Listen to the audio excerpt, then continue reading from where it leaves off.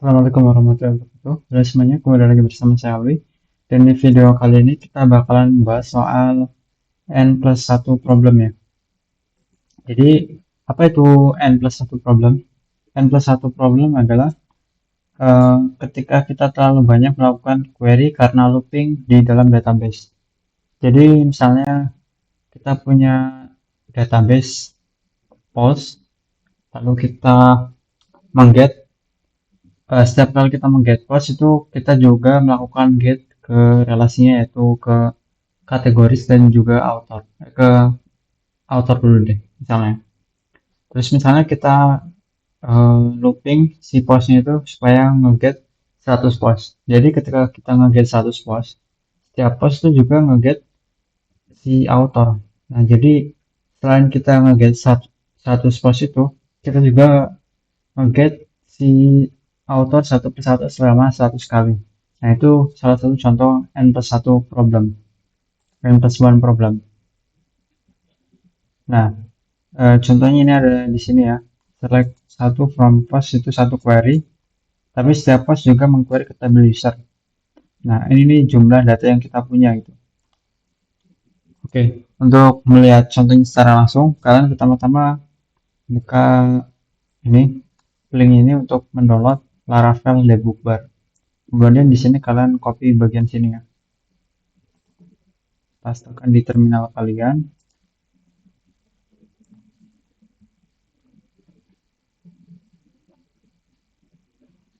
Oke, kita tunggu aja guys.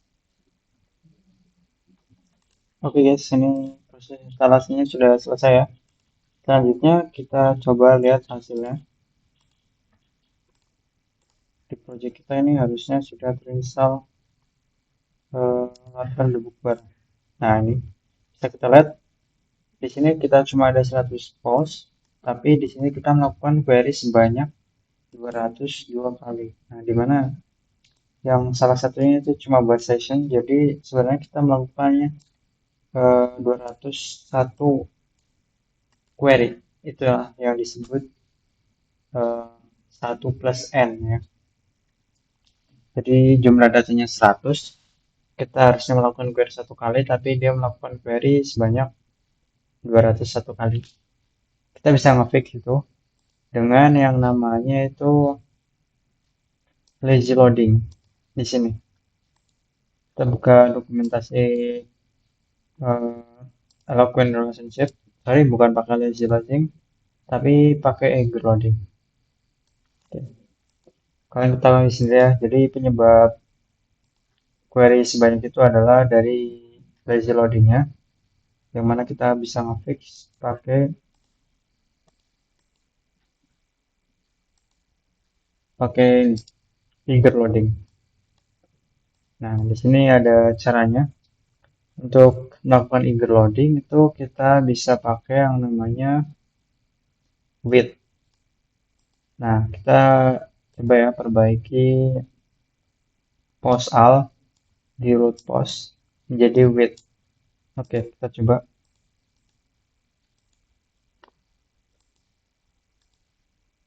Salah bukan yang ini, tapi yang di root post di sini kita ganti yang tadinya pakai post al ini.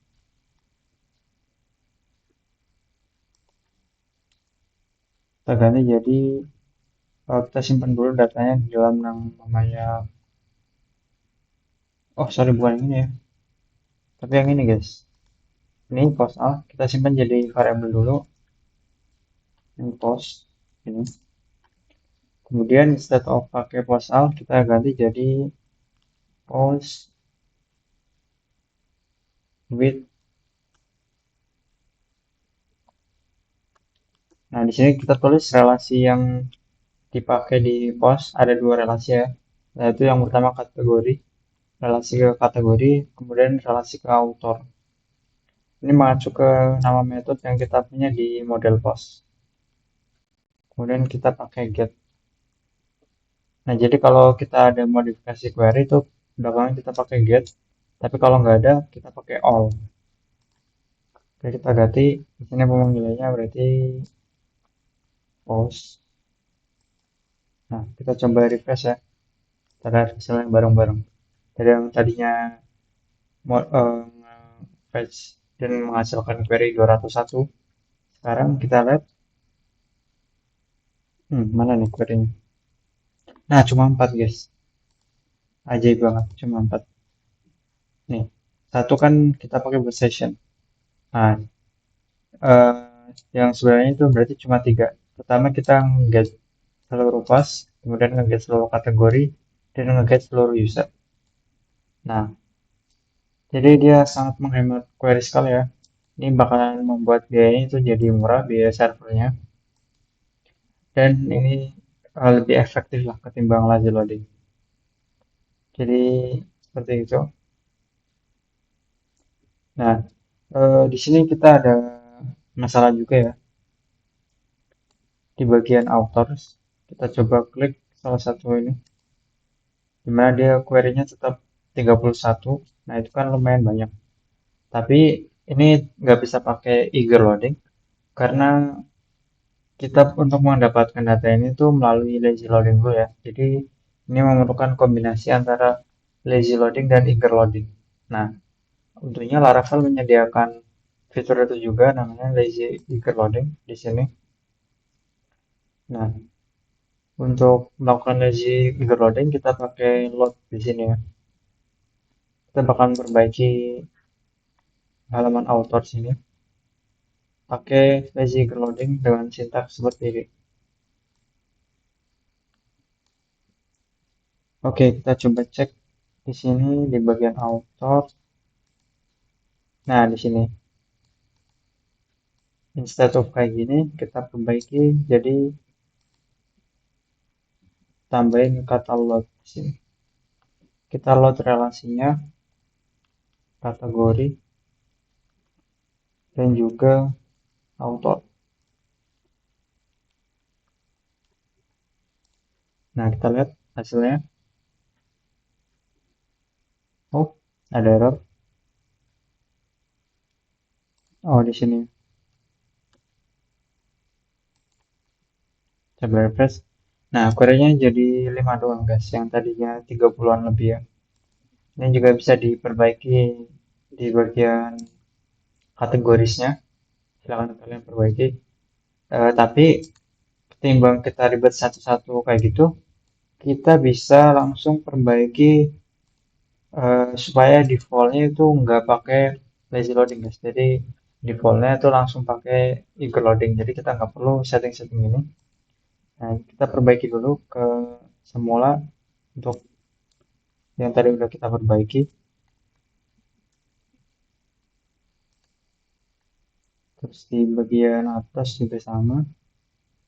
Mana tadi nih? Kita pakai post all aja.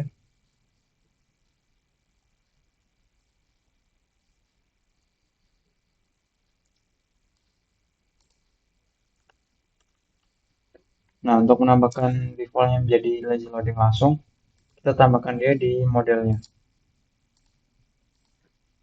Nah, di sini kita tambahkan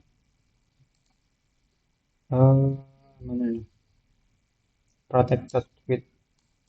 Kemudian di dalamnya array nama relasinya. Ini kita taruh di sini. Oke, di sini ada dua relasi, yaitu antara kategori. Kita masukkan aja ke sini.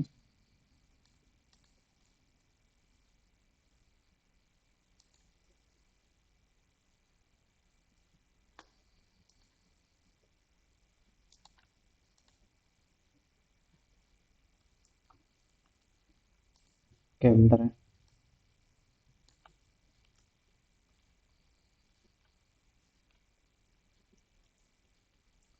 Oke, sekarang ini harusnya udah aman. Kita coba refresh lagi.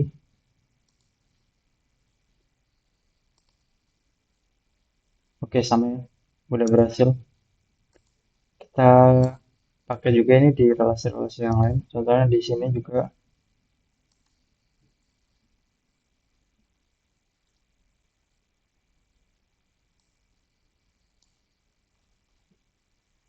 Dan juga di sini.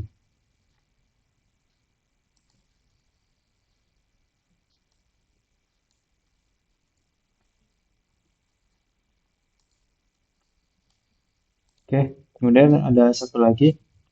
Eh, Kalau misalnya kalian tuh mau nyegah supaya aplikasi kita itu menolak lazy loading secara default, kita bisa tambahkan itu di bagian provider, service provider di sini. Kemudian di bagian boot kita tambahkan model prevent lazy loading.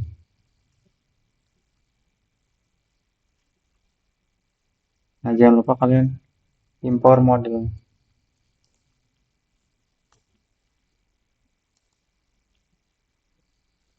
Oke, kita coba pakai lazy loading dulu. Di bagian post kita coba komen ini. Nah, harusnya ini sudah pakai lazy loading lagi ya. Nah, dia bakal error kalau kita paksa pakai lazy loading. Tapi ketika kita nyalakan lagi eager loadingnya, kita coba refresh.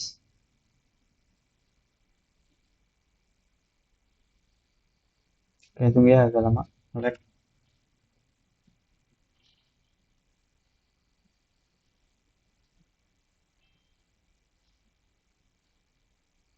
Oke, ini karena sinyal sih. Jadi intinya gitu sih guys. Assalamualaikum warahmatullahi wabarakatuh.